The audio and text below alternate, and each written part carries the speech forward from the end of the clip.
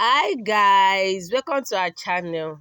In today's video, I'll be teaching you how to download Instagram Reels on your phone, like how to save Instagram videos without stressing yourself.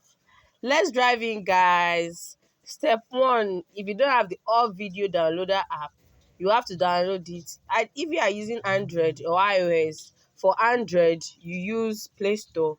For iPhone, you use iOS to download the All Video Downloader app.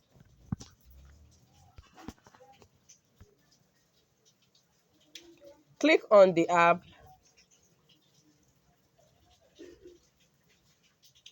and click on Instagram.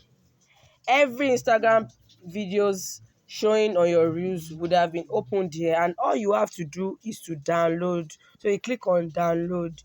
If you find this video helpful, click and subscribe to our channel. Until then, bye.